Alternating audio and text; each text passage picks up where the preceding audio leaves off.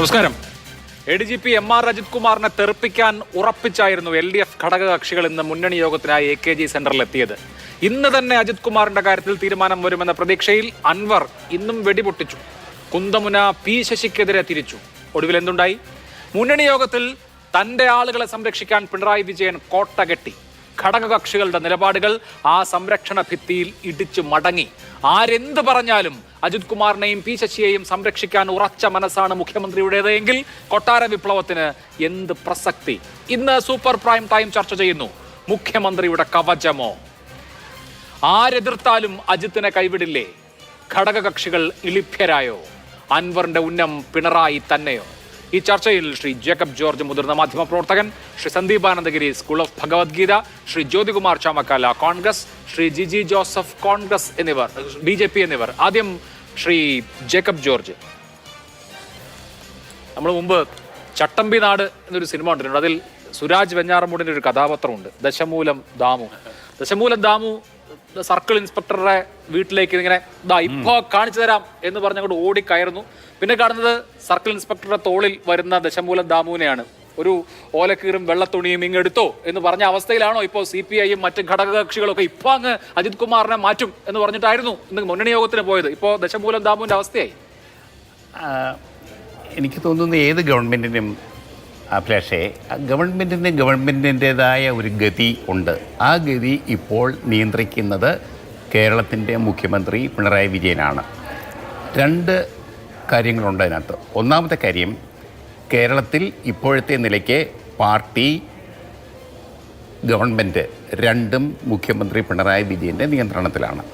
രണ്ടാമത്തെ കാര്യം, ഇടതുപക്ഷ ജനാധിപത്യ മുന്നണിയിലും പിണറായി വിജയൻ എന്ന ഉയർന്ന തലയെടുപ്പുള്ള വ്യക്തിത്വത്തെ നേരിടാനോ മുഖത്ത് നോക്കി കാര്യങ്ങൾ പറയാനോ ശേഷിയുള്ള ഒരു നേതാവ്, വെളിയം ഭാർഗവനെ പോലെ, പഴയ ചന്ദ്രപ്പനെ പോലെ ഒരു കരുത്തനായൊരു നേതാവ് ഇല്ല എന്നുള്ളൊരു വിഷയം. ഒരു പക്ഷേ ഇടതുപക്ഷം ഇന്ന് വർഗീസ് ജോർജാണ് കുറച്ചും കൂടെ ശക്തമായിട്ട് കാര്യങ്ങൾ അവതരിപ്പിച്ചത്.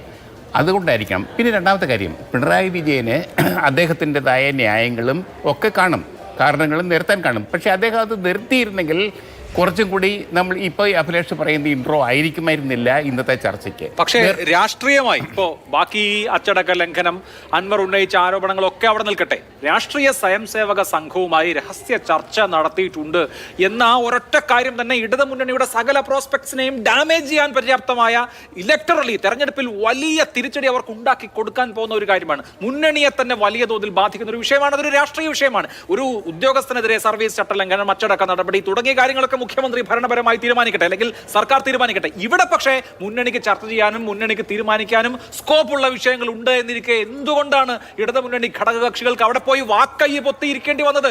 അവർക്ക് തമ്പ്രാന് മുമ്പിൽ താണു വണങ്ങി നിൽക്കുക എന്നുള്ളതല്ലാതെ ഒരഭിപ്രായം പറഞ്ഞ് അതിനു മുകളിൽ ഒരു ചർച്ച നടത്തി അക്കാര്യത്തിലൊരു തീരുമാനം ഉണ്ടാക്കാൻ കഴിയാത്ത അവസ്ഥയിലേക്ക് ദൗർബല്യത്തിലായി പോയോ ഈ മുന്നണിയിലെ ഘടകകക്ഷികൾ?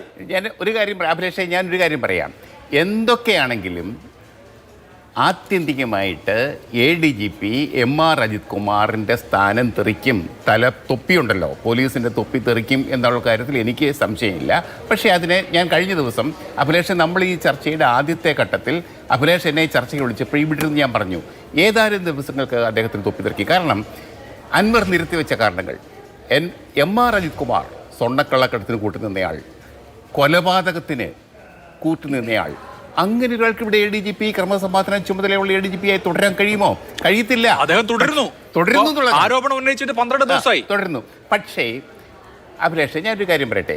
ഗവൺമെൻറ്റിന്, മുഖ്യമന്ത്രിക്ക്, ഭരണത്തിൻ്റെ ചുമതലയുള്ള, ആഭ്യന്തര വകുപ്പിൻ്റെ ചുമതലയുള്ള മുഖ്യമന്ത്രിക്ക് കയ്യിലൊരു തെളിവ് കിട്ടണം, കയ്യിലൊരു അന്വേഷണ ഉത്തരവ് കിട്ടും.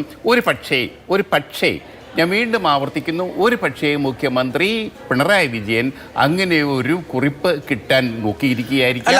അതിൽ ശ്രീ ജേക്കബ് ജോർജ്, ഒന്ന്, ദത്താത്രേയ ഹൊസബലെ എന്ന RSSന്റെ സർക്കാര്യവാഹുമായി 2023 തൃശ്ശൂരിൽ പാറമേക്കാവിൽ വെച്ച് കൂടിക്കാഴ്ച നടത്തി എന്നുള്ളതും, അതിന് 2 ആഴ്ച കഴിഞ്ഞ് കോവളത്ത് വെച്ച് രാം മാധവ് എന്ന മറ്റൊരു പ്രമുഖ RSS നേതാവുമായി കൂടിക്കാഴ്ച നടത്തി എന്നുള്ളതും മുഖ്യമന്ത്രിയുടെ കയ്യിൽ റിപ്പോർട്ടുള്ള സ്പെഷ്യൽ ബ്രാഞ്ച് റിപ്പോർട്ട് ചെയ്തിട്ടുള്ള ഖണ്ഡിതമായി നടപടിയെടുക്കാൻ കഴിയുന്ന വിവരമാണ്. ഞാൻ പറയുന്നത് സസ്പെൻഷൻ അല്ലെങ്കിൽ അച്ചടക്ക നടപടി തുടങ്ങിയ കാര്യങ്ങളെക്കുറിച്ചല്ല.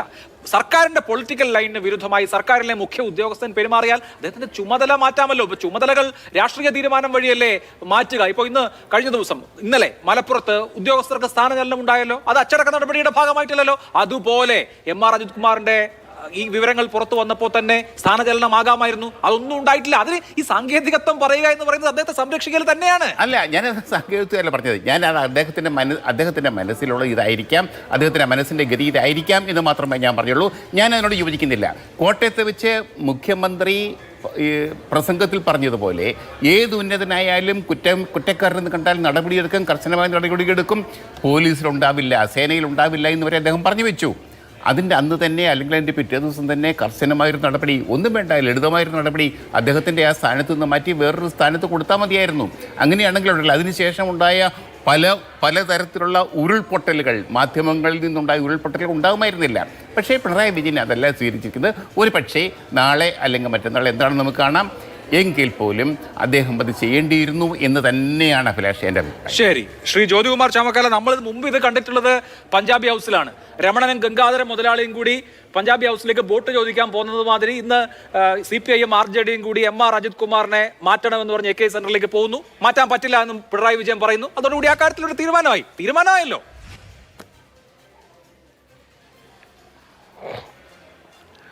അല്ല, തീരുമാനം കഴിഞ്ഞപ്പോഴും അവർ പറഞ്ഞൊരു വാചകമുണ്ട്, ഞങ്ങൾക്ക് നിലപാടുണ്ട് എന്ന്. ഈ നിലപാട് എന്താ, പുഴുങ്ങി തിന്നാനുള്ളതാണോ? താങ്കളത് പറഞ്ഞുകൊണ്ട് ഞാൻ നേരിട്ടങ്ങ് ചോദിച്ചതാണ്. ഈ തീരുമാനം ഞങ്ങൾക്ക് നിലപാടുണ്ട് എന്ന് പറഞ്ഞ് അങ്ങോട്ട് പോവുകയും അവിടെ വെച്ച് നിലപാട് അവിടെ നിൽക്കുകയും തീരുമാനം വേറെ എടുക്കുകയും ചെയ്തതിന് ശേഷം പുറത്ത് വന്നിട്ട് വീണ്ടും പറയുന്നത് ഞങ്ങൾക്ക് നിലപാടുണ്ടെന്നാണ്. ആ നിലപാട് എന്തിനാണെന്നേ? ഞാൻ വിഷയത്തിലേക്ക് വരാം. താങ്കൾ ചോദിച്ചുകൊണ്ട് അവിടെ തുടങ്ങിയെന്ന് മാത്രം. ഇവിടെ നമ്മളെ സംബന്ധിച്ച് പി വി അൻവർ പുറത്തുവിട്ട കുറേ വിവരങ്ങൾ നമ്മുടെ മുമ്പിലുണ്ട്. അതിനെ തുടർന്ന് മുഖ്യമന്ത്രി രാജിവെക്കണമെന്ന് UDF ഉൾപ്പെടെ ആവശ്യപ്പെട്ടിട്ടുണ്ട്. PV അൻവർ പറയുമ്പോൾ അത് ഭരണകക്ഷി MLA തന്നെയാണ്. ഞങ്ങൾ കുറേ കാലമായി പറഞ്ഞുകൊണ്ടിരിക്കുന്ന കാര്യങ്ങൾ തന്നെയാണ് ഭരണകക്ഷി MLA പറഞ്ഞിട്ടുള്ളത്.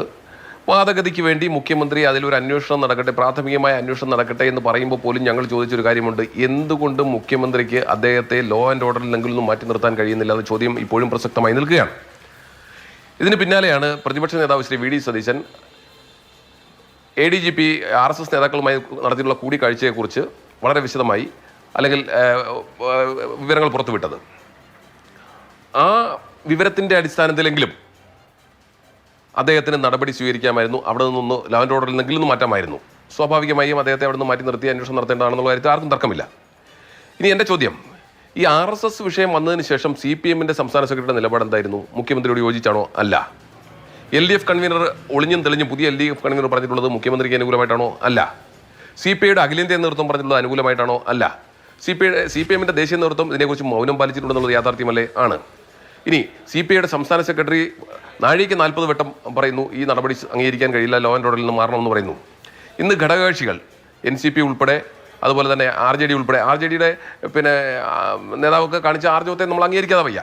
അപ്പോൾ അവരൊക്കെ മുന്നണിയിൽ ഉൾപ്പെടെ പാർട്ടിയിൽ ഉൾപ്പെടെ മുഴുവൻ ആളുകളും ഇത്തരത്തിൽ RSS നേതാവിനെ തുടർച്ചയായി ഒന്നിലധികം തവണ കണ്ടതിൻ്റെ പേരിൽ മുഖ്യമന്ത്രി അദ്ദേഹത്തെ ലോ ആൻഡ് ഓർഡറിൽ നിന്ന് മാറ്റി നിർത്തണമെന്ന് പറഞ്ഞിട്ടും അദ്ദേഹം മാറ്റി നിർത്താൻ തയ്യാറാകുന്നില്ല എന്നുള്ളതാണ് അടിസ്ഥാനപരമായ വിഷയം. ഇനി അവിടെ 2-3 ചോദ്യങ്ങൾ വീണ്ടും അവശേഷിക്കുന്നുണ്ട്. ഈ ഘടകകക്ഷികൾ ഇതൊക്കെ പറഞ്ഞിട്ടും ഘടകകക്ഷികളുടെ സമ്മർദ്ദത്തിന് വഴങ്ങാതെയും മുഖ്യമന്ത്രി മുന്നോട്ട് പോകുന്നു എന്നുള്ള യാഥാർത്ഥ്യം നമ്മുടെ മുമ്പിൽ നിൽക്കുകയാണ്. അപ്പോൾ ഘടകകക്ഷികൾ അവരുടെ നിലപാട് പറഞ്ഞിരിക്കുന്നു. ആ ഘടകകക്ഷികളുടെ നിലപാടിന് മുകളിലൂടെ മുഖ്യമന്ത്രി എന്ന ഒരു വ്യക്തി, ആ വ്യക്തിയിൽ അധിഷ്ഠിതമായി ADGPയെ ഇപ്പോഴും ലോ ആൻഡ് ഓർഡറിൽ നിലനിർത്തുന്നു. എന്തിനു വേണ്ടി? ഇവിടെ എന്താ ആരോപണമായിട്ടുള്ളത്? മുഖ്യമന്ത്രിക്കും മുഖ്യമന്ത്രിയുടെ കുടുംബത്തിനെയും സംരക്ഷിക്കാൻ വേണ്ടി മുഖ്യമന്ത്രിയുടെ ഇടനിലക്കാരനായി ശ്രീ അജിത് കുമാർ RSSമായി കൂടിക്കാഴ്ച നടത്തിക്കൊണ്ടിരിക്കുന്നു എന്നാണ് ഞങ്ങളുടെ ആരോപണം. ആ ആരോപണം 100% ശരിവയ്ക്കുന്ന തീരുമാനമല്ലേ ഇന്ന് LDFൽ ഉണ്ടായിരിക്കുന്നത് അഭിലാഷേ? അങ്ങനെ അല്ലെങ്കിൽ ഞാൻ വീണ്ടും ആവർത്തിക്കുന്നു, ഞാനൊരു ഉദാഹരണം കൂടി പറയട്ടെ. താങ്കൾ തന്നെ ചോദിച്ചു, ആദ്യത്തെ കൂടിക്കാഴ്ചയെക്കുറിച്ച് മുഖ്യമന്ത്രി അറിയാതെ നിന്നിട്ടുണ്ടോ? RS നേതാവുമായി ബന്ധപ്പെട്ട ബസ്സുകളെയുമായി നടത്തിയിട്ടുള്ള കൂടിക്കാഴ്ചയെക്കുറിച്ച് മുഖ്യമന്ത്രി അറിയാതെ നിന്നിട്ടുണ്ടോ? ഞാൻ ഇന്നൊരു ഉന്നത DGP റാങ്കിൽ റിട്ടയർ ചെയ്ത ഒരു ഉദ്യോഗസ്ഥനുമായി ഞാൻ സംസാരിച്ചിരുന്നു, IPS ഉദ്യോഗസ്ഥനുമായി. അദ്ദേഹം പറഞ്ഞത് സീനിയർ മോസ്റ്റ് IPS ഉദ്യോഗസ്ഥരെ സംബന്ധിച്ച് അവർ തുമ്മിയാൽ മുഖ്യമന്ത്രി 5 മിനിറ്റിനുള്ളിൽ അറിയുമെന്നാണ്. അത്രയ്ക്ക് വളരെ കൃത്യമായിട്ടുള്ള ഇന്റലിജൻസ് സംവിധാനമുള്ള സംസ്ഥാനമാണിത്. എന്നിരിക്കെ അദ്ദേഹം RSS നേതാവിനെ കണ്ട കാര്യം അറിയാതിരുന്നിട്ടുണ്ടോ? ഇല്ല. അല്ല, ശ്രീ ജ്യോതികുമാർ കണ്ടതിന് ശേഷം വീണ്ടും രണ്ടാമതും കാണുന്നു. ഒരു ആരോപണം ഉന്നയിച്ചു, താങ്കൾ കേട്ട് കാണും. അതായത് ഈ ADGPയുടെ ഇത്തരം രഹസ്യ കൂടിക്കാഴ്ചകളിലേക്ക് ഉള്ള വിവരങ്ങൾ, അതായത് ഇന്റലിജൻസിന്റെ വിവരങ്ങൾ പി ശശി മുഖ്യമന്ത്രിയിലേക്ക് എത്താതെ പിടിച്ചു വെച്ചു അത്രേ. അല്ല, അതിന്റെ വിശദാംശങ്ങളിലേക്ക് ഞാനിപ്പോൾ പോകുന്നില്ല. അത് ഏത് കോണ്ടെക്സ്റ്റിലാണ് PV അൻവർ പറഞ്ഞിട്ടുള്ളതെന്ന് എനിക്ക് അറിയുമില്ല. പക്ഷേ എങ്കിൽ പിന്നെ മുഖ്യമന്ത്രി അവസാനിപ്പിക്കണമെന്നേ. എങ്കിൽ പിന്നെ മുഖ്യമന്ത്രി ഈ സ്ഥാനത്ത് തുടരാൻ യോഗ്യനല്ല. അപ്പോൾ ഞാൻ പറഞ്ഞു വന്നത്, മുഖ്യമന്ത്രിയെ സംബന്ധിച്ച് അന്ന് തന്നെ കഴിഞ്ഞ 2023 മെയ് 22 തന്നെ അദ്ദേഹത്തിന് അതിനെ സംബന്ധിച്ചുള്ള റിപ്പോർട്ട് കിട്ടിയിട്ടുണ്ട്. അത് കഴിഞ്ഞ് 10 ദിവസം കഴിഞ്ഞ് വീണ്ടും കാണുന്നെങ്കിൽ മുഖ്യമന്ത്രിയുടെ അനുമതി ഇല്ലാതെ, മൗനസമ്മതമെങ്കിലും ഇല്ലാതെ കാണുമോ? അതും കഴിഞ്ഞ് ഒരു വർഷം കഴിഞ്ഞ് വിവാദമായപ്പോഴും മുഖ്യമന്ത്രി നടപടിയെടുക്കുന്നില്ലെങ്കിൽ മുഖ്യമന്ത്രിയുടെ അറിവോടുകൂടി മുഖ്യമന്ത്രിയുടെ ആവശ്യാനുസരണമാണ് പോയി കണ്ടതെന്ന് പറയുന്നതിനകത്ത് തെറ്റുണ്ടോ? അവിടെയാണ് പ്രശ്നം. ഇനി മുഖ്യമന്ത്രിയുടെ പാർട്ടിയും മുഖ്യമന്ത്രിയുടെ മുന്നണിയും ഈ RSSനെതിരാണെങ്കിൽ മുഖ്യമന്ത്രി എന്തിന് നടപടിയെടുക്കുന്നതിൽ എതിർക്കണം? ഈ കാരണങ്ങളെല്ലാം ചൂണ്ടിക്കാണിക്കുന്നത് മുഖ്യമന്ത്രിക്ക് വേണ്ടിയാണ് MR അജിത് കുമാർ പോയത് എന്ന് അരക്കിട്ടുറപ്പിക്കുന്ന തീരുമാനമാണ് LDF ഉണ്ടായിട്ടുള്ളത്. ശരി. ഇനി മുഖ്യമന്ത്രി അതിന് പറയുന്ന ന്യായീകരണങ്ങളോ? മുഖ്യമന്ത്രി അതിന് പറയുന്ന ന്യായീകരണം ഇത്തരത്തിൽ ടെക്നിക്കലായിട്ട് ഇദ്ദേഹത്തെ അങ്ങനെ മാറ്റാൻ കഴിയില്ല. മാറ്റണമെങ്കിൽ എന്തെങ്കിലും ഒരു നിയമം വേണം, എന്തെങ്കിലും ഒരു കാരണം വേണം, ഒരു എൻക്വയറി റിപ്പോർട്ട് വേണമെന്നാണ് എവിടുത്തെ ന്യായമാണ് മുഖ്യമന്ത്രി പറയുന്നത്? ഞാനിത് ഒന്നിലധികം IPS ഉദ്യോഗസ്ഥർ, റിട്ടയർ ചെയ്തവർ, സർവീസിലുള്ളവരുമായി കൂടി അന്വേഷിച്ചു, സംസാരിച്ചു. ഒരു IPS ഉദ്യോഗസ്ഥൻ പറഞ്ഞത് റിട്ടയർ ചെയ്ത ആളാണ്, DGP റാങ്കിൽ റിട്ടയർ ചെയ്ത ആളാണ്. അദ്ദേഹം പറഞ്ഞത് DGPയെ നിയമിക്കുന്നതിൽ മാത്രമേ ഒരു പ്രൊസീജിയർ പാലിക്കേണ്ടതുള്ളൂ. പുതിയ DGPയെ വെക്കണമെങ്കിൽ ഒരു പ്രൊസീജിയർ പാലിക്കണം. കേന്ദ്രത്തിൽ പോകണം, കേന്ദ്രത്തിൽ പാനലിൽ പോയി അതിൽ നിന്ന് തിരഞ്ഞെടുക്കണം. എന്നാൽ ഇത്തരത്തിലുള്ള റാങ്കിലുള്ളവരെ ട്രാൻസ്ഫർ ചെയ്യുന്നതിന് ഒരു നടപടിക്രമവും പാലിക്കേണ്ടതില്ല. എങ്കിൽ പിന്നെ ഇന്നലെ എങ്ങനെയാണ് മലപ്പുറത്ത് ട്രാൻസ്ഫർ ചെയ്തത്? ഞാൻ ചോദിക്കട്ടെ, നമ്മുടെ ജേക്കബ് തോമസിനെ ഇതേ മുഖ്യമന്ത്രി ഒരു ദിവസം വിജിലൻസ് ഡയറക്ടർ ആയിരിക്കും, DGP ആയിരിക്കും, ഒരു ദിവസം രാവിലെ വിളിച്ചു വരുത്തി അദ്ദേഹത്തോട് പറയുകയാണ് നിങ്ങൾ ലീവിൽ പോകണം. ലീവിൽ പോയിട്ടുണ്ട്. ഞാൻ ഒരാളുടെ ഉദാഹരണം പറഞ്ഞതാ. അദ്ദേഹത്തെ പിന്നീട് തിരിച്ചു വന്നപ്പോൾ നിയമിച്ചിട്ടുള്ളത് IMGയിലേക്കാണ്. ഇതേ ജേക്കബ് തോമസിനെ 90 ദിവസം കഴിയുന്നതിന് മുമ്പ് ഒരു അന്വേഷണ റിപ്പോർട്ടിന്റെ അടിസ്ഥാനത്തിലല്ല, ഒരു കണ്ടെത്തലിന്റെ അടിസ്ഥാനത്തിലല്ല, അതിനു മുമ്പ് ഇദ്ദേഹത്തെ തന്നെ UDFന്റെ കാലത്ത് 84ാമത്തെ ദിവസം അദ്ദേഹത്തെ അവിടെ നിന്ന് മാറ്റി പോലീസ് ഹൗസിംഗ് കൺസ്ട്രക്ഷൻ കമ്പനിയിലേക്ക് മാറ്റിയിട്ടുണ്ട്. അപ്പോൾ അത്തരം പദവികൾ ഇരിക്കുന്നവരെ സംബന്ധിച്ച് അവരുടെ ഒരു പൊസിഷൻ ഒന്ന് മാറ്റി കൊടുക്കുന്നതിന്, ഒന്ന് ട്രാൻസ്ഫർ ചെയ്ത് വെക്കുന്നതിന് ഒരു നിയമ തടസ്സവുമില്ല. അവരാരും കോടതിയിൽ പോയൊന്നും സമ്പാദിക്കുന്നില്ല. അതൊക്കെ മുഖ്യമന്ത്രി കേരളീയ സമൂഹത്തെ പറ്റിക്കുകയാണ്. ഇനി മറ്റൊന്ന്, മുഖ്യമന്ത്രി പറയുന്നതാ, ഇതുകൂടി അന്വേഷണത്തിന്റെ ഭാഗമാകാം. RSS നേതാവിനെ കണ്ടതുകൂടി അന്വേഷണത്തിന്റെ ഭാഗമാക്കാമെന്നാണ് മുഖ്യമന്ത്രി പറയുന്നത്. RSS നേതാക്കന്മാരെ കണ്ടതുകൂടി അന്വേഷണത്തിന്റെ ഭാഗമാക്കാമെന്ന് പറഞ്ഞാൽ ആരോട് അന്വേഷിക്കുമെന്നാ പറയുന്നത്? സംസ്ഥാനത്തിന്റെ DGP RSSന്റെ നേതാക്കന്മാരെ വിളിച്ചു വരുത്തി അന്വേഷിക്കുമെന്നാണോ? അതോ അവരുടെ പോയി മൊഴിയെടുക്കുമെന്നാണോ? റാംമാധവന്റെ മൊഴിയെടുക്കുമെന്നാണോ ഉദ്ദേശിക്കുന്നത്? അപ്പോൾ മാത്രമല്ല, ഇവിടെ ADGP തന്നെ പരസ്യമായി പറഞ്ഞിരിക്കുന്നു, ഞാൻ പോയി കണ്ടുന്നേ. ഞാൻ കണ്ടു എന്ന് കൃത്യമായി വ്യക്തമായി ADGP തന്നെ പരസ്യമായി പറഞ്ഞ കാഴ്ചയെ സംബന്ധിച്ചാണ് നിങ്ങൾ പറയേണ്ടത്. ആ കാഴ്ചയെ സംബന്ധിച്ച് നിങ്ങൾ തീർച്ചയായിട്ടും അപ്പോ അങ്ങനെ ഇരിക്കെ, അങ്ങനെ അല്ല, ഞാൻ കൺക്ലൂഡ് ചെയ്തോട്ടെ. എന്റെ കൺക്ലൂഷൻ ഇതാണ്. അപ്പോ അങ്ങനെ ഇരിക്കെ മുഖ്യമന്ത്രി മുന്നണിക്ക് വിരുദ്ധമായി, മുന്നണിയുടെ ഭൂരിപക്ഷ തീരുമാനത്തിന് വിരുദ്ധമായി, നോക്കൂ, CPMലെ ഭൂരിപക്ഷം അദ്ദേഹത്തിനെതിരാണ്, CPI എതിരാണ്, പിന്നെ മറ്റു ഘടകകക്ഷികൾ NCPയും RJDയും ഉൾപ്പെടെയുള്ളവരെതിരാണ്. ഒരു പക്ഷേ നിഷ്പക്ഷമായ ഒരു അഭിപ്രായം പറഞ്ഞിട്ടുള്ളത് ശ്രീ ആന്റണി രാജു മാത്രമാണ്. കാരണം ആന്റണി രാജു എന്നും മുഖ്യമന്ത്രിയെ മാത്രം ഡിപ്പെൻഡ് ചെയ്ത് നിൽക്കുന്ന ഒരാളാണ്.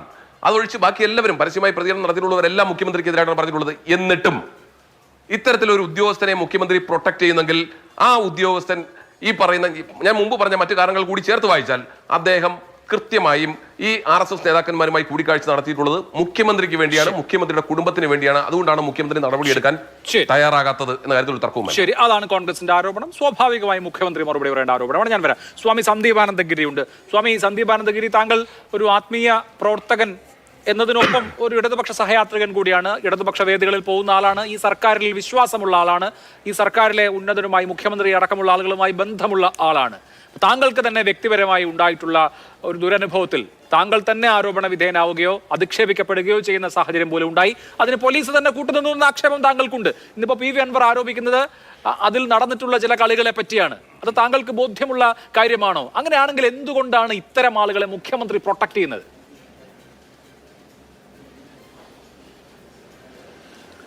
അല്ല, ഇതില് ഈ അന്വേഷണം ഒരു ഘട്ടത്തിൽ എവിടെ എത്താതെ ഇങ്ങനെ ഇരുട്ടി തപ്പുന്ന ഒരവസ്ഥ ഉണ്ടാകുന്ന സമയത്താണ് നമ്മൾ വീണ്ടും മുഖ്യമന്ത്രിയെ കണ്ട് ഇത് ഇങ്ങനെ ഇത് നന്നായിട്ട് തന്നെ അന്വേഷിക്കേണ്ടതാണ് എന്നുള്ള ആവശ്യം നമ്മൾ തന്നെ നേരിട്ട് ബോധിപ്പിക്കുന്നത്. അപ്പോഴാണ് ഇതിൻ്റെ അന്വേഷണ ചുമതല മാറ്റുന്നത് ഈ ക്രൈംബ്രാഞ്ചിലേക്ക്.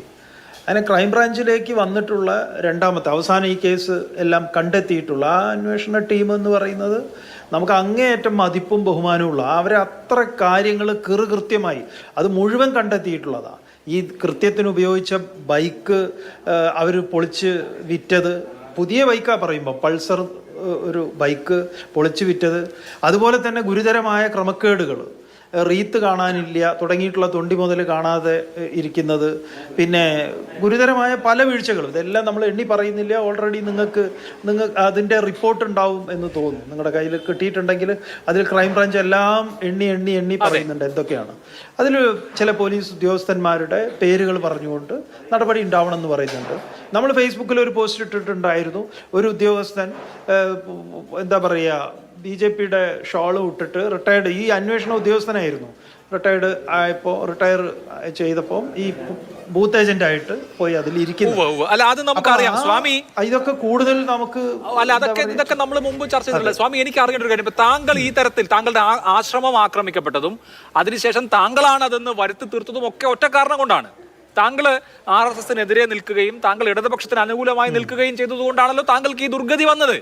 എന്നിട്ടും താങ്കൾ ഇടതുപക്ഷത്തിന്റെ ഒപ്പം നിന്നതുകൊണ്ടാണ് താങ്കൾക്ക് ഈ ദുർഗതി വന്നത്. എന്നിട്ടും താങ്കൾക്ക് നിയമപരമായി നീതി ഉറപ്പാക്കാൻ എന്താണ് ഈ പോലീസിനും സർക്കാരിനും പറ്റാഞ്ഞത്?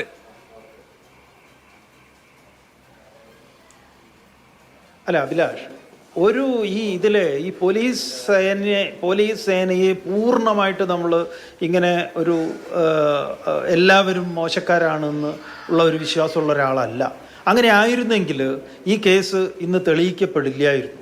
കാരണം ഇതിൽ കുറച്ച് പേരുണ്ട്, അവർ ഈ സേനയിൽ ജോലി ചെയ്യാൻ യോഗ്യരായിട്ടുള്ളവരല്ല. അത് ഈ സേനയിൽ മാത്രമല്ല, നമ്മുടെ പരമോന്നത നീതിപീഠത്തിൽ പോലും ഇവരുടെ സാന്നിധ്യം നമ്മൾ കാണുന്നുണ്ട്. അഭിലാഷിന് നമ്മളെക്കാൾ നന്നായിട്ട് അറിയാലോ. അപ്പോൾ ഇത് വലിയൊരു വിപത്ത് തന്നെയാണ്. ആ വിപത്ത് നമ്മൾ കാണാതെ പോയിക്കൂടാ. അപ്പോൾ അത് ചില സമയം എടുക്കുന്നുണ്ടാവുമായിരിക്കാം. നമുക്ക് ഈ സർക്കാരിലും മുഖ്യമന്ത്രിയിലും ഒക്കെ പരിപൂർണ്ണ വിശ്വാസമുണ്ട്. കാരണം ഈ മുഖ്യമന്ത്രിക്ക് തന്നെ എന്തെങ്കിലും ചെയ്യാൻ സാധിക്കൂ. കാരണം ഇത് ഇടിപെടി എന്ന് പറഞ്ഞിട്ടുള്ള അല്ലാതെ ചിലതൊക്കെ നേരത്തെ ജ്യോതികുമാർ പറഞ്ഞതുപോലെ അദ്ദേഹം തന്നെ പറഞ്ഞുവല്ലോ, സാവകാശം വേണമെന്ന് അല്ലെങ്കിൽ അതിനൊരു കൃത്യമായ റിപ്പോർട്ട് വേണം എന്നുള്ളത് ഒരു നടപടിക്ക്. അങ്ങനെയുള്ള ചില ടെക്നിക്കൽ കാര്യങ്ങളുണ്ടാവും, അതിനെക്കുറിച്ച് നമുക്കറിയില്ല. ഏതായാലും നമുക്ക് ഒരു കാര്യത്തിൽ നല്ല ഉറച്ച വിശ്വാസമുണ്ട്, ഇതിനൊക്കെ ഒരു ശുഭപര്യവസാനം ഉണ്ടാവുമെന്ന് വിശ്വസിക്കുന്നു. നന്നായിട്ട് ശ്രീ സന്ദീപ് ആനന്ദഗിരി, എനിക്ക് അറിയേണ്ട ഒരു കാര്യം, താങ്കൾക്ക് ഈ ADGP MR അജിത് കുമാറിനെ പരിചയമുണ്ടോ? അവിടെ പരാതിയുമായി പോയിട്ടുണ്ടോ? അല്ലെങ്കിൽ ഏതെങ്കിലും തരത്തിൽ ആ തരത്തിൽ ADGP തലത്തിലോ ഉന്നത പോലീസ് തലത്തിലോ ഈ കേസുമായി ബന്ധപ്പെട്ട എന്തെങ്കിലും അനുഭവം ഉണ്ടോ? ബെഹ്റ ഇരിക്കുന്ന സമയത്ത് അദ്ദേഹത്തോട് നേരിട്ട് പറയുകയും അദ്ദേഹത്തെ ഫോണിൽ ബന്ധപ്പെടുകയൊക്കെ ഉണ്ടായിട്ടുണ്ട്. ഇദ്ദേഹത്തെ നമ്മൾ ഒരിക്കൽ പോലും നേർക്കുനേരെ കണ്ട് കൈകൂപ്പാൻ പോലുള്ള ഒരു അവസരം ഉണ്ടായിട്ടില്ല. ഒരിക്കൽ പോലും നമുക്കറിയില്ല, അദ്ദേഹത്തെ പേഴ്സണലായിട്ടും അറിയില്ല, നമ്മൾ ഒരിക്കലും സമീപിച്ചിട്ടും ഇല്ല. ഈ കേസ് അട്ടിമറിക്കപ്പെട്ടത്, അതായത് ഞാൻ പറയുന്നത് തുടക്കത്തിൽ ആ ശബരിമല സംഭവത്തെ തുടർന്നുണ്ടായ 2018-19 കാലത്തെക്കുറിച്ചാണ് പറയുന്നത്. ആ ഘട്ടത്തിൽ ആണ് അട്ടിമറിക്കപ്പെട്ടത്. അത് ആ DYSP തലത്തിൽ ഒതുങ്ങി നിൽക്കുന്ന ഒരു അട്ടിമറിയാണ്, അതിനപ്പുറത്തേക്ക് പോയിട്ടില്ല, അല്ലെങ്കിൽ അതിനപ്പുറത്തുള്ള ഒരു താല്പര്യം അക്കാര്യത്തിൽ ഇല്ല എന്നാണ് വിശ്വസിക്കുന്നത്.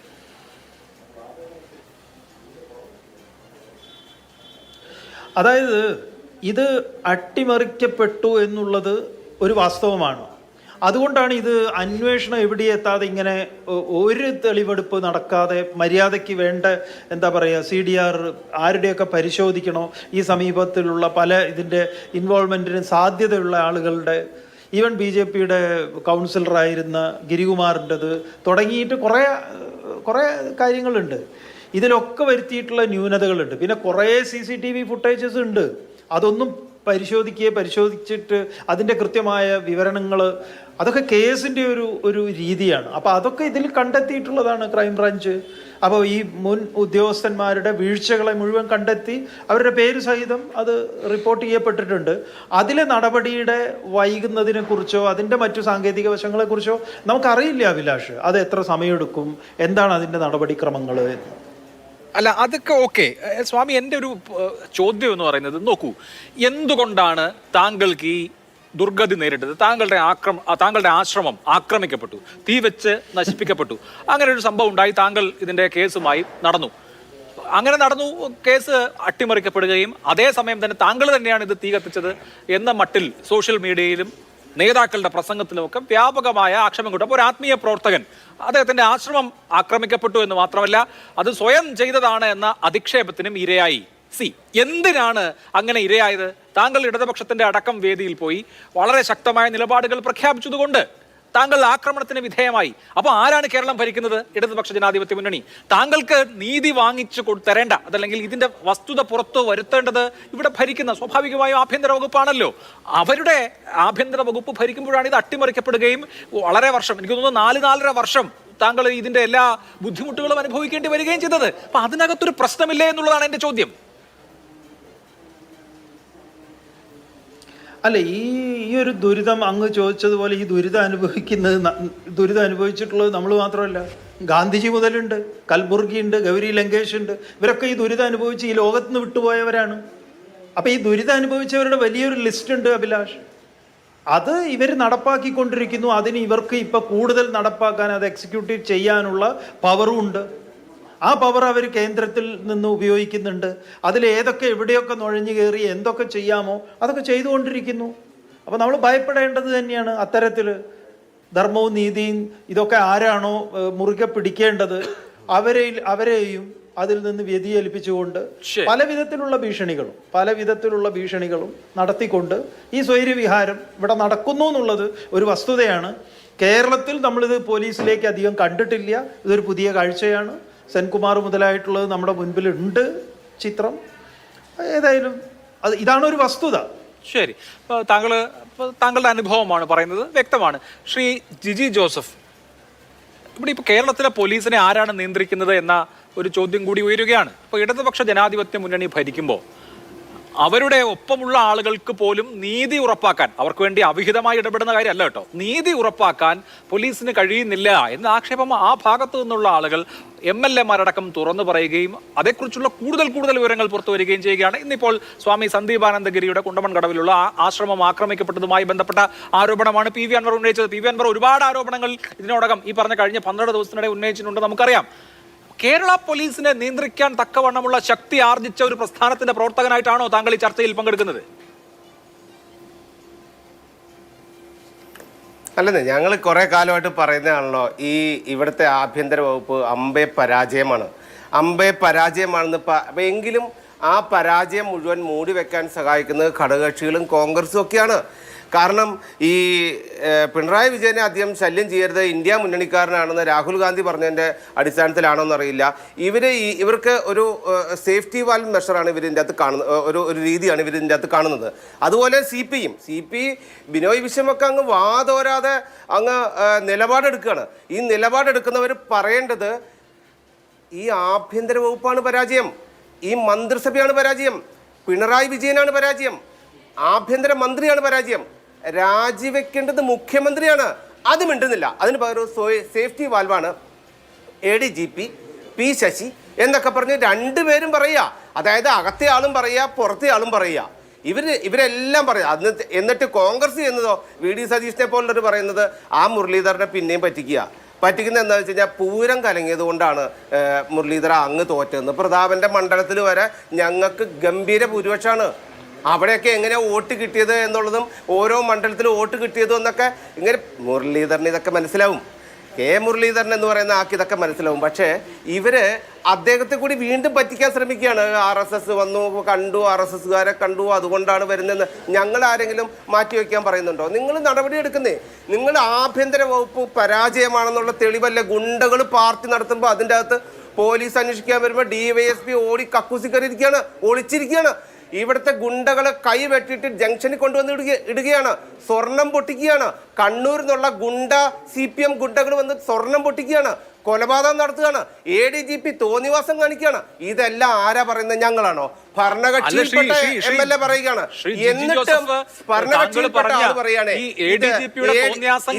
ADGPയുടെ തോന്നിയാസങ്ങളിൽ എന്തൊക്കെ കാര്യങ്ങൾ പെടുമെന്ന പ്രശ്നം കൂടിയുണ്ട്. അദ്ദേഹം RSSന്റെ സംഘടനാ തലത്തിലെ രണ്ടാമൻ സർക്കാര്യവാഹ തൃശ്ശൂർ വരുമ്പോൾ പോയി കാണുകയാണ്, 1 മണിക്കൂർ സംസാരിക്കുകയാണ്, ഇവിടുത്തെ സമ്പർക്ക് പ്രമുഖ് അദ്ദേഹത്തെ കൂട്ടിക്കൊണ്ടു പോവാണ്.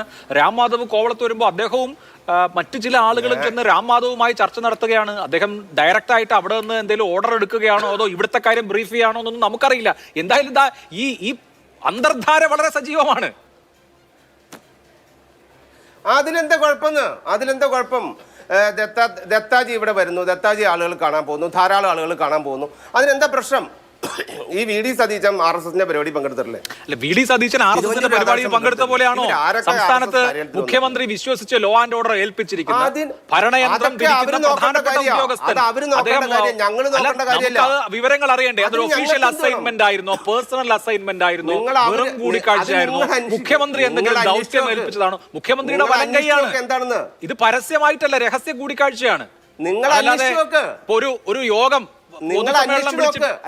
പൊതുസമ്മേളനം വിളിച്ച് അതിൽ പങ്കെടുക്കുന്നത് പോലെ അല്ലല്ലോ ഒരു രഹസ്യ കൂടിക്കാഴ്ച, അത് വേറൊന്നാണ്. അപ്പൊ എന്തായിരുന്നു ദൗത്യം? എന്താണ് ഈ അന്തർധാര? എന്താണ്? അതാണല്ലോ ഞാൻ ചോദിച്ചത്. അങ്ങോട്ട് എന്തെങ്കിലും ബ്രീഫ് ചെയ്യാനാണോ, അവിടെ നിന്ന് എന്തെങ്കിലും ഓർഡർ സ്വീകരിക്കാനാണോ? ഇതൊന്നും കേരളത്തിന് അറിയില്ല. അത് എന്താണെന്ന് ഘടകകക്ഷികൾ പോയി മുന്നണി യോഗത്തിൽ ചോദിക്കുകയാണ്, മുഖ്യമന്ത്രി അതൊന്നും പറ്റില്ല എന്ന് പറയുന്നു, അതോടെ ആ പ്രശ്നം തീരുന്നു. ഇതെന്താണ് ഇവിടെ നടക്കുന്നത്? അതൊക്കെ പോയി കണ്ട ആളോട് ചോദിക്കും, ഞങ്ങളോട് ചോദിച്ചിട്ടുന്ന കാര്യം. ഞങ്ങൾ എന്തിനൊക്കെ പറയുന്നത്? MR അജിത് കുമാർ ആരെ കണ്ടു? ദത്താത്രേയ ഹൊസബലയെ കണ്ടു, റാം മാധവനെ കണ്ടു. പക്ഷേ ജിജി ജോസഫിന്റെ ഒക്കെ മുകളിൽ ഇരിക്കുന്ന വലിയ നേതാക്കളെയാണ് കാണുന്നത്. RSSന്റെ സർക്കാര്യവാഹം എന്ന് പറഞ്ഞാൽ RSSന്റെ രണ്ടാമനാണ്. മോഹൻജി ഭാഗവത് കഴിഞ്ഞാൽ അടുത്ത ആള് ദത്താത്രേയ ഹൊസബലയാണ്. അത്രയും വലിയ നേതാവിനെയാണ് പോയി കൂടിക്കാഴ്ച നടത്തുന്നത്. അപ്പൊ അതിന് ആ കൂടിക്കാഴ്ച എന്തിനായിരുന്നു? അത് കേരളത്തിന്റെ മുഖ്യമന്ത്രിയുടെ ദൗത്യമാണ് എന്ന് പ്രതിപക്ഷ നേതാവ് ആരോപിച്ചാൽ അത് വലിയ വിഷയമല്ലേ? അങ്ങനെ അല്ലെങ്കിൽ മുഖ്യമന്ത്രി തന്നെ വളരെ കൃത്യമായി ഖണ്ഡിതമായി അത് പറയണം. അദ്ദേഹം RSSനെ 1970 തോപ്പിച്ചതിന്റെ കാര്യമൊക്കെ പറയുന്നുണ്ട്. ഇപ്പൊ എന്ത് നടന്നു, 2023 എന്ത് നടന്നു എന്ന് പറയേണ്ട മുഖ്യമന്ത്രി അത് പറഞ്ഞിട്ടുമില്ല. ഞങ്ങൾക്ക് ഏതായാലും ഒരു കാര്യത്തിൽ സന്തോഷമുണ്ട്. സാധാരണ കുറേ കാലം തെരഞ്ഞെടുപ്പ് നടക്കുമ്പോൾ ഞങ്ങളുടെ വോട്ട് വിറ്റു, ഞങ്ങളുടെ വോട്ട് മറിച്ചു എന്നുള്ള ആരോപണമായിരുന്നു. ഇപ്പോൾ ഏതായാലും 2 മുന്നണികളും ഞങ്ങളുടെ വോട്ട് എവിടെയാണ് പോയെന്നാണ് ചോദിക്കുന്നത്. അതുകൊണ്ട് അതിനെ പൂരം വെച്ച് കെട്ടുന്നു, ദത്താജിയെ കണ്ടത് വേണ്ടി സംസാരിക്കുന്നു. ഇതൊക്കെ പറയുന്നത് നിങ്ങൾക്ക് ചോദിക്കാനുണ്ടെങ്കിൽ RSSുമായി ബന്ധപ്പെട്ട ആളുകളോട് ചോദിക്കാം, അവിടുന്ന് കിട്ടണം എന്ന്. അല്ലെങ്കിൽ നിങ്ങൾ ADGPയോട് ചോദിക്കണം എന്നുള്ളതാണ്. ഓക്കെ, എനിക്ക് സ്വാമി സന്ദീപാനന്ദഗിരിക്ക് അടുത്ത ചാനലിലേക്ക് പോകാനുള്ളത് കൊണ്ട് അദ്ദേഹത്തോട് ഒരു ചോദ്യം കൂടിയുണ്ട്. സ്വാമി, ഇപ്പോ താങ്കൾ പറഞ്ഞു താങ്കൾ പിന്തുണയ്ക്കുന്ന സർക്കാരാണ് എന്ന്. ADGP MR അജിത് കുമാറിനെ മാറ്റണം സർക്കാർ എന്ന നിലപാട് ഇടതുകക്ഷികൾക്കുണ്ട്, PV അൻവറിനുണ്ട്, പലർക്കും ഉണ്ട്. താങ്കൾക്ക് അങ്ങനെ ഒരു അഭിപ്രായമുണ്ടോ? ഈ ADGPയെ മുഖ്യമന്ത്രി ഇനിയും സംരക്ഷിക്കേണ്ടതുണ്ടോ? എന്തു തോന്നുന്നു?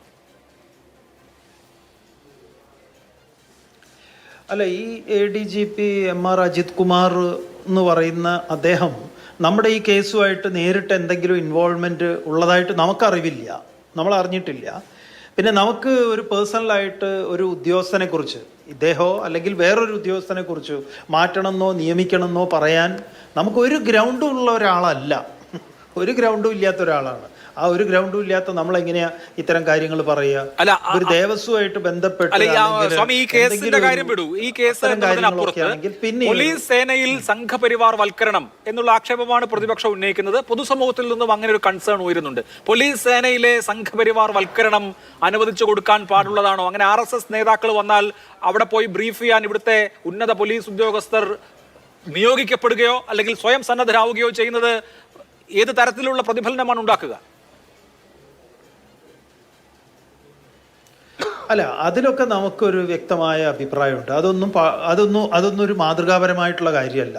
ഈവൻ പോലീസ് ഉദ്യോഗസ്ഥന്മാർ ചന്ദനക്കുറി തൊടുക, ഈ ചരട് കെട്ടുക, അതൊന്നും ഒരു പോലീസിനെ പോലത്തെ ഒരു സേനയിൽ ഉദ്യോഗത്തിൽ ഇരിക്കുന്ന സമയത്ത് അത്തരം ചിഹ്നങ്ങളെ കൊണ്ട് മറ്റൊരാൾക്ക് ഏതെങ്കിലും വിധത്തിലുള്ള മാനസികമായിട്ട് ഇദ്ദേഹം അങ്ങനെ കാണിക്കുകയോ ഇങ്ങനെ കാണിക്കുകയോ എന്നുള്ളത് വരുത്താത്ത വിധത്തിൽ പ്രവർത്തിക്കേണ്ടുന്ന ഒരു സേനയാണ് പോലീസ് സേന എന്ന് പറയുന്നത്. അവർ മതത്തിനും രാഷ്ട്രീയത്തിനും ജാതിക്കും ഒക്കെ അപ്പുറത്ത് നിലകൊള്ളുന്ന ധർമ്മം, നീതി, സത്യം അതിനുവേണ്ടി നിലകൊള്ളുന്നവരായിരിക്കണം. അപ്പോൾ ഒരാൾക്ക് കാണുമ്പോൾ തന്നെ അടുത്ത് അദ്ദേഹത്തോട് സംസാരിക്കാനുള്ള ഒരു ഇത് തന്നെ ഉണ്ടാവണം. ഇത് കയ്യിൽ 150 ചരട് കെട്ടിയിരിക്കുന്ന ഒരാൾക്ക് അടുക്കാൻ തന്നെ പേടിയുണ്ടാവും. സ്വാഭാവികമാണത്. അപ്പം അതൊക്കെ നമുക്ക് അത്തരം അഭിപ്രായങ്ങൾ, വ്യക്തമായ അഭിപ്രായങ്ങളുണ്ട്. തീർച്ചയായും വരികൾക്കിടയിലൂടെ താങ്കൾ പറയുന്ന കാര്യം വ്യക്തമാണ്, തുറന്നു പറഞ്ഞില്ലെങ്കിലും. വീണ്ടും ശ്രീ ജേക്കബ് ജോർജ്, പോലീസിൽ RSS വൽക്കരണം എന്ന വളരെ ഗൗരവ സ്വഭാവത്തിലുള്ള ഒരു രാഷ്ട്രീയ ആരോപണം സർക്കാർ നേരിടുന്നുണ്ട്. അത് ഇടതുപക്ഷ ജനാധിപത്യ മുന്നണിയെ ഏത് തരത്തിൽ പരിക്കേൽപ്പിക്കും എന്നുള്ളത് വളരെ വ്യക്തമാണ്. എനിക്ക് അക്കാര്യത്തിലൊരു രാഷ്ട്രീയ തീരുമാനം എന്തുകൊണ്ട് വരുന്നില്ല എന്നുള്ളതാണ് ഒരു പ്രധാനപ്പെട്ട വിഷയം. നോക്കൂ, നമ്മൾ ഈ സംസാരിച്ചു കൊണ്ടിരിക്കുന്ന സമയത്ത് PV അൻവർ അദ്ദേഹത്തിന്റെ യുദ്ധം ഫേസ്ബുക്കിലൂടെ തുടരുകയാണ്. എങ്ങനെയാണ്, അദ്ദേഹത്തിന്റെ വാക്കുകളാണ്, ഈ സന്ദീപാനന്ദഗിരിയുടെ, നേരത്തെ നമ്മളോട് സംസാരിച്ച സന്ദീപാനന്ദഗിരിയുടെ ആശ്രമം കത്തിച്ച വിഷയം എങ്ങനെയാണ് സംഘപരിവാർ അനുകൂല അന്വേഷണ സംഘം അട്ടിമറിച്ചത് എന്ന് ക്രൈംബ്രാഞ്ച് DYSP തന്നെ അന്നത്തെ SP-ക്ക് നൽകിയ റിപ്പോർട്ടിലുണ്ട് എന്ന് പറഞ്ഞ് അദ്ദേഹം ആ റിപ്പോർട്ട് പബ്ലിഷ് ചെയ്യാണ്. അപ്പോൾ ഇടതുമുന്നണിയെ സംബന്ധിച്ച്, വിശേഷിച്ച് CPM-നെ സംബന്ധിച്ച് പൊളിറ്റിക്കലി വല്ലാതെ ഡാമേജ് ചെയ്യുന്ന ഒരു വിഷയമാണ് സംഘപരിവാറുമായുള്ള ചങ്ങാത്തവും അല്ലെങ്കിൽ സംഘപരിവാറിന് അനുകൂലമായ പോലീസിങ്ങും. അങ്ങനെ ഒരു ആരോപണം വരുമ്പോൾ അവിടെ ഇമ്മീഡിയറ്റ് കറക്ഷൻ വേണ്ടതിന് പകരം മുഖ്യമന്ത്രി ന്യായീകരിക്കുകയാണ്. അദ്ദേഹം 1970-ലെ കഥയും 1971-ലെ കഥയും ഒക്കെ പറയുകയാണ്. എന്താണ് സംഭവിക്കുന്നത്, എന്ത് പരിക്കാണ് ഇത് ഉണ്ടാക്കുന്നത് എന്ന ഒരു വിഷയം മുഖ്യമന്ത്രിയെ ബാധിക്കുന്നില്ലേ? എങ്ങനെ എന്ത് വന്നാലും കുഴപ്പമില്ല, മുന്നണി തകർന്ന് തരിപ്പണമായാലും അടുത്ത തെരഞ്ഞെടുപ്പിൽ തോറ്റാലും കുഴപ്പമില്ല, എൻ്റെ ആ നിലപാട് അല്ലെങ്കിൽ എൻ്റെ ധാർഷ്ട്യം ജയിക്കണം എന്നുള്ളതാണോ പിണറായി വിജയന്റെ സമീപനം?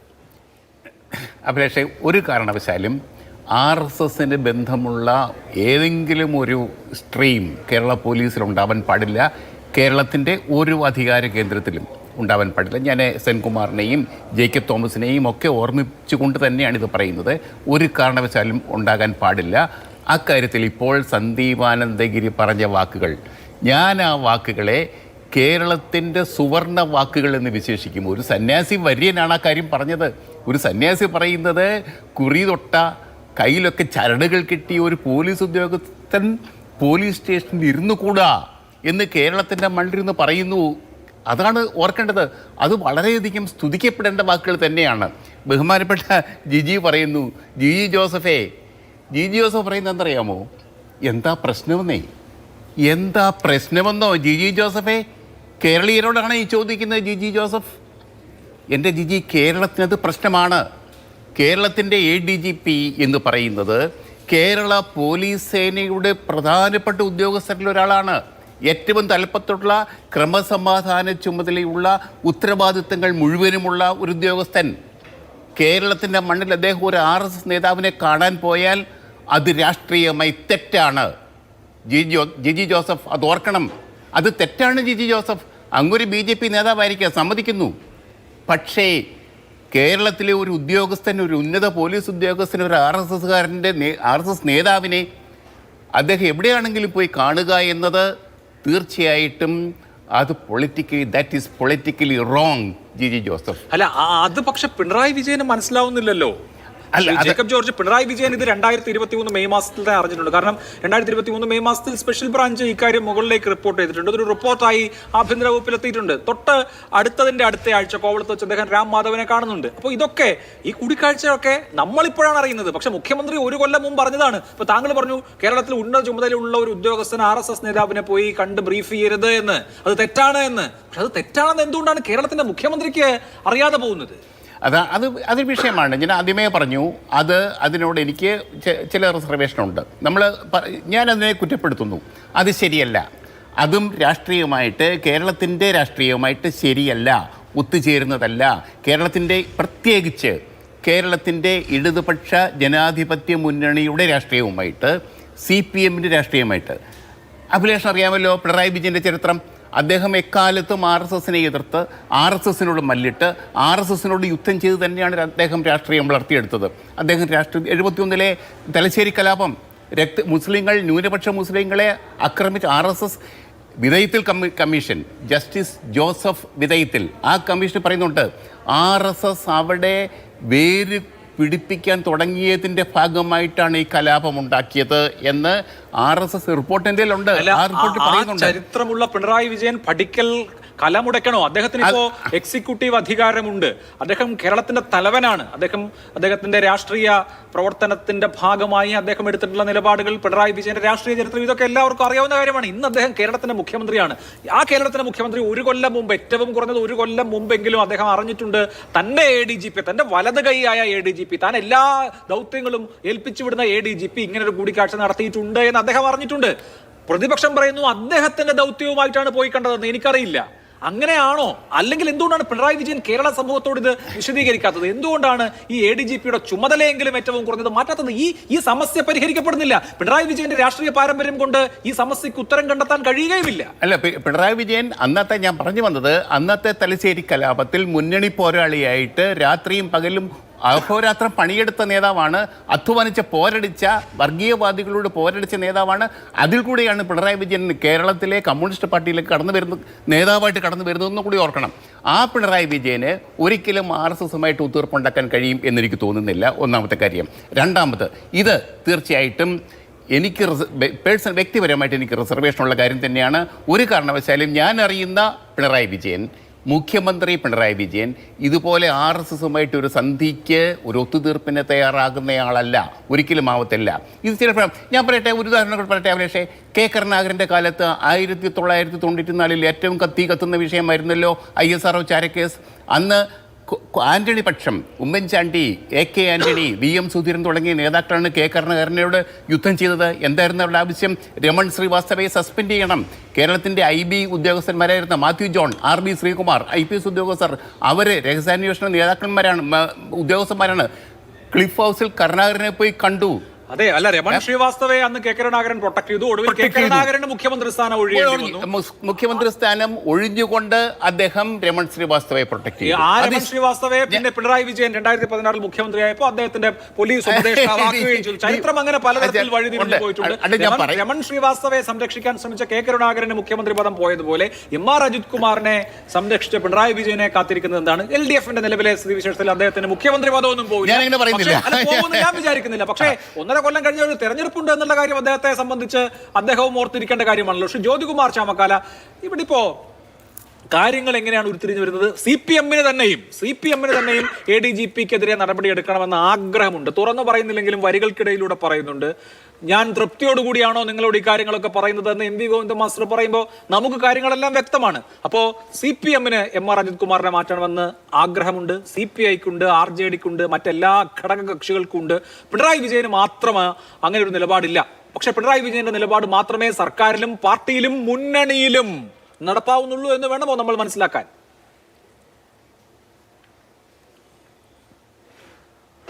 തീർച്ചയായിട്ടും ഇപ്പോൾ അങ്ങനെ വേണമല്ലോ മനസ്സിലാക്കാൻ. ശ്രീ ജേക്കബ് ജോർജ് ഒളിഞ്ഞും തെളിഞ്ഞുമൊക്കെ പിന്നെ ഈ നിലപാടുകളിൽ നയം വ്യക്തമാക്കുമ്പോഴും അദ്ദേഹത്തിന് മുഖ്യമന്ത്രിയോടുള്ള വിധേയത്വം, അഥവാ ശ്രീ പിണറായി വിജയനോടുള്ള പ്രത്യേക മമത അദ്ദേഹം പലപ്പോഴും ഒളിച്ചു വെക്കാതെ പ്രകടിപ്പിക്കാൻ ശ്രമിക്കുന്നുണ്ട്. അത് കുഴപ്പമില്ല, അത് ഓരോ വ്യക്തികൾക്കും അങ്ങനെയാകാം.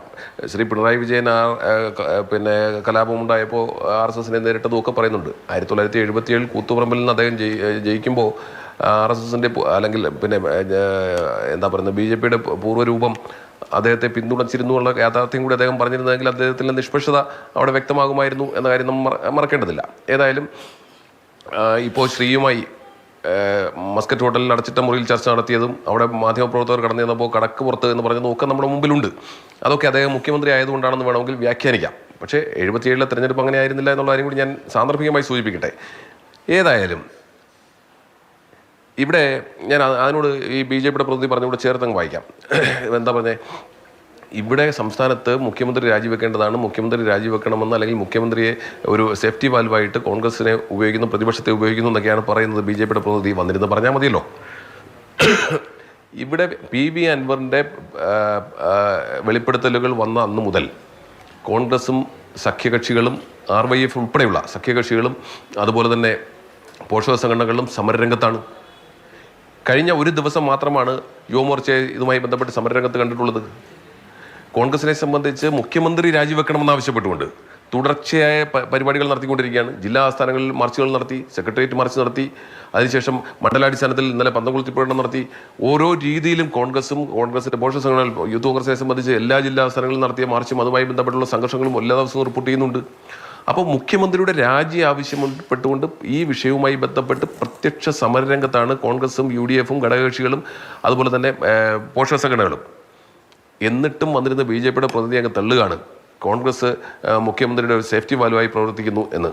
ഏത് വിഷയം വന്നപ്പോഴാണ് RSSുമായുള്ള ബാന്ധവത്തെക്കുറിച്ച് സംസാരിക്കുമ്പോൾ പിന്നെ അദ്ദേഹം പറയുന്നത് പിണറായി വിജയനെ ശല്യം ചെയ്യേണ്ട എന്ന് രാഹുൽ ഗാന്ധി പറഞ്ഞിട്ടുണ്ടെന്നാണ്.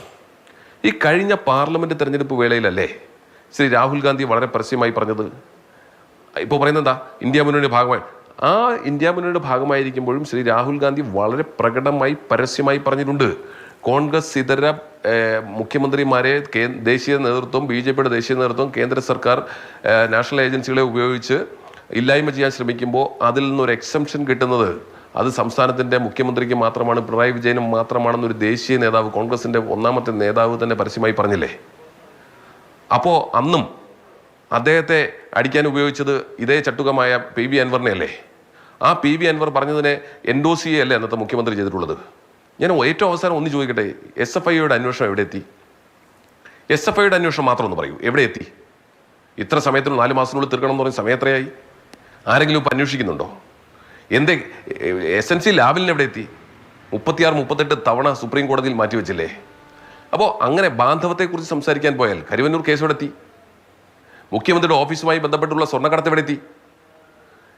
അവിടെ ലൈഫ് മിഷനുമായി ബന്ധപ്പെട്ട ആ തട്ടിപ്പ് എവിടെ എത്തി? ഇതൊന്നും ദേശീയ അന്വേഷണ ഏജൻസികൾ അന്വേഷിക്കുന്നതല്ലാതെ അതിൻ്റെ ഒരു ഫൈനൽ റിസൾട്ടിലേക്ക് എത്തുന്നില്ല എന്ന് പറയുമ്പോൾ ഇവർക്ക് രണ്ടുപേർക്കുമുള്ള മറുപടിയാണ്. കേന്ദ്ര സർക്കാരും സംസ്ഥാനത്തിൻ്റെ പിണറായി വിജയൻ എന്നുള്ള വ്യക്തി, അദ്ദേഹത്തിന് ഇതിനകത്തെല്ലാം നേരിട്ട് ഇൻവോൾവ്മെൻ്റ് ഉള്ള കേസുകളാണ്. നേരിട്ട് ഇൻവോൾവ്മെൻ്റ് എന്ന് വെച്ചാൽ അദ്ദേഹവുമായി ബന്ധപ്പെട്ട കേസുകളാണ് വന്നിട്ടുള്ളത്. ഇതിലെല്ലാം ഉള്ള ഇടപാടുകൾ, അതിനെല്ലാം മധ്യസ്ഥം നിൽക്കുന്നത് ആരാണ്? അപ്പോൾ അങ്ങനെ ഇരിക്കെ ഇവിടെ ശ്രീ രാഹുൽ ഗാന്ധിയൊക്കെ ഇതിലേക്ക് വിളിച്ചെടുത്ത് ശല്യം ചെയ്യരുതെന്നൊക്കെ പറഞ്ഞു എന്നൊക്കെ അദ്ദേഹം പറയുമ്പോൾ ഇവിടെ പറയുകയാണ്. പിന്നെ അദ്ദേഹം പറഞ്ഞു സ്വർണം പൊട്ടിക്കൽ കേസിനെ സംബന്ധിച്ചൊക്കെയാണ് ചർച്ച നടക്കുന്നത്. ഞാൻ ഒറ്റ ചോദ്യം ചോദിക്കുന്നു, എപ്പോഴാണ് സ്വർണം പൊട്ടിക്കൽ നടക്കുന്നത്? ഈ സ്വർണം കടത്തിക്കൊണ്ടുവന്ന് കസ്റ്റംസിനെ ക്ലിയർ ചെയ്ത് കസ്റ്റംസും കഴിഞ്ഞ് പുറത്തെത്തുമ്പോഴാണ് സ്വർണം പൊട്ടിക്കൽ നടക്കുന്നത്. ഈ കസ്റ്റംസിന്റെ പണി എന്താ? ഇത്തരത്തിൽ സ്വർണം കടത്തിക്കൊണ്ട് വന്നിട്ടുണ്ടെങ്കിൽ അത് കണ്ടെത്തുകയാണ് കസ്റ്റംസിന്റെ പണി. ഇവിടെ കസ്റ്റംസ് ചെയ്തു കൊടുക്കുന്നത് എന്താണ്? സംസ്ഥാനത്തിന്റെ IPS ഓഫീസർക്ക് ചോർത്തി കൊടുക്കുകയാണ്. ആരാ പറഞ്ഞത്? ഭരണപക്ഷീയം അല്ലേ? സംസ്ഥാനത്തിന്റെ പോലീസിന് ചോർത്തി കൊടുത്തിട്ട് കസ്റ്റംസും അതിന്റെ പങ്ക് പറ്റുക. അവിടെയും ഇവർ തമ്മിൽ കൊടുക്കൽ വാങ്ങലല്ലേ?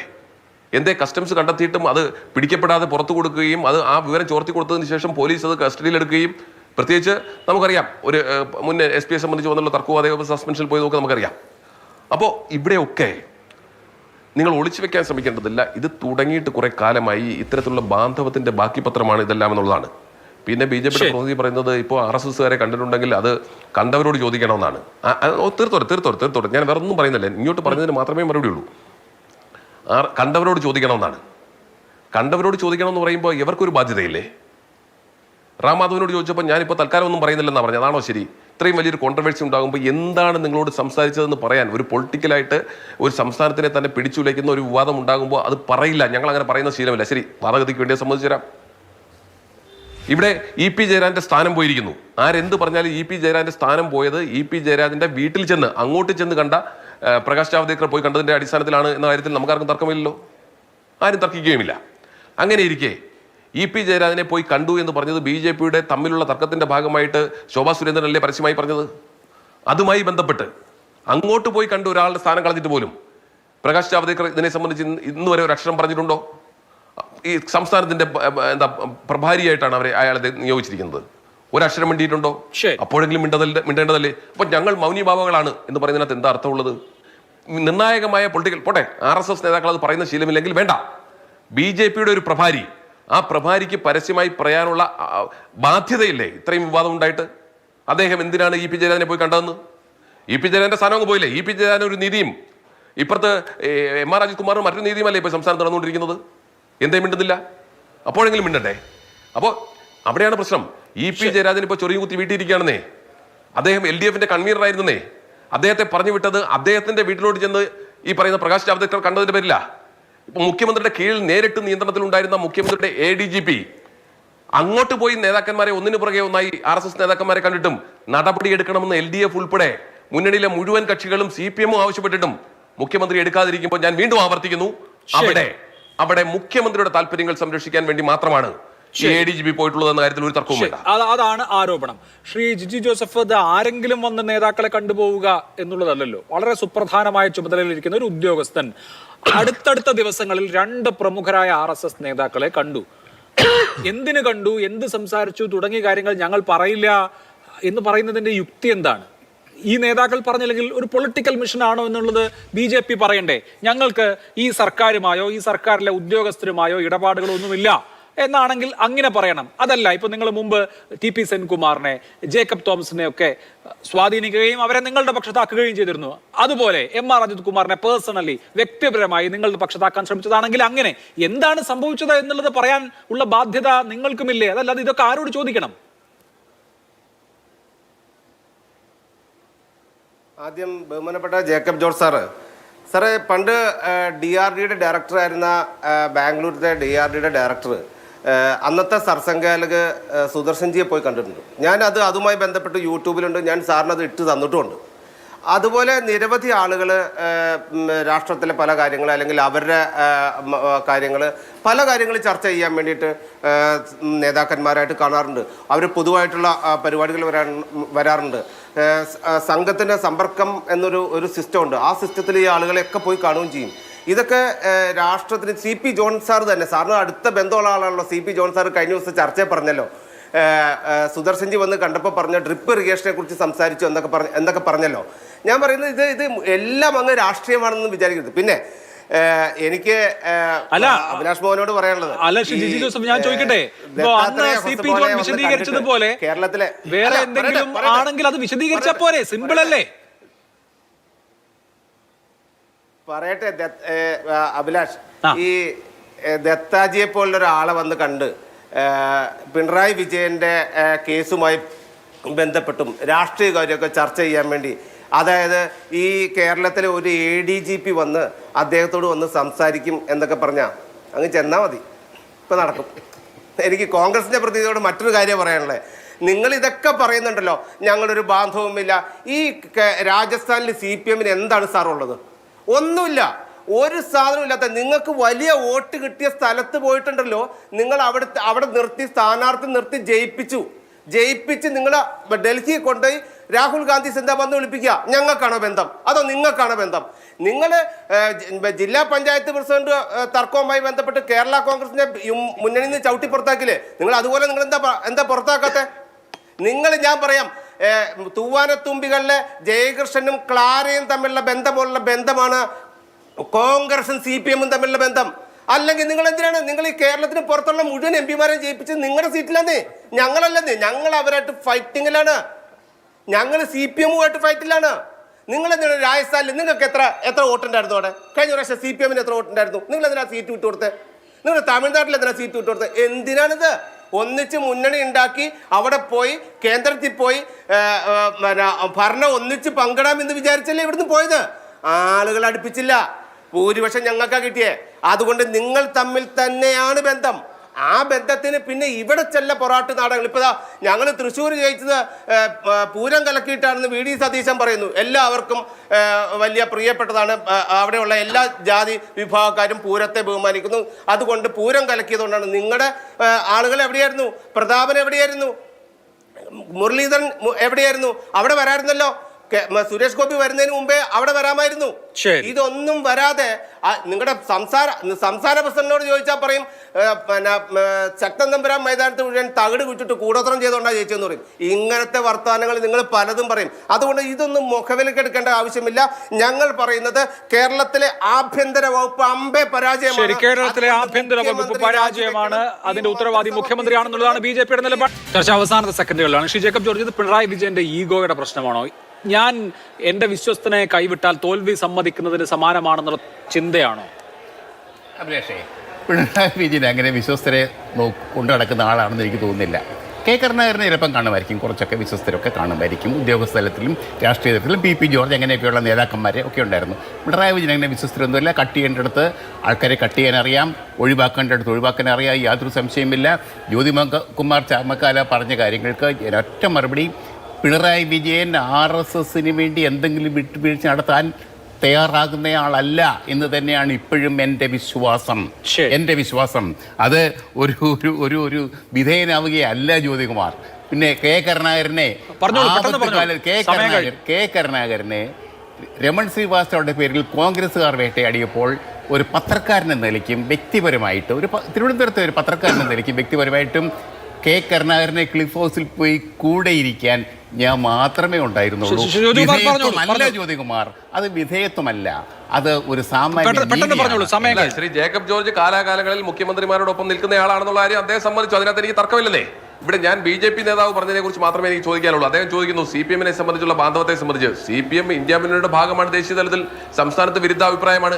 ഒറ്റ ചോദ്യം ചോദിച്ചോട്ടെ, JDS-ന്റെ പ്രസിഡന്റ് അത് ദേവഗൌഡയാണ്.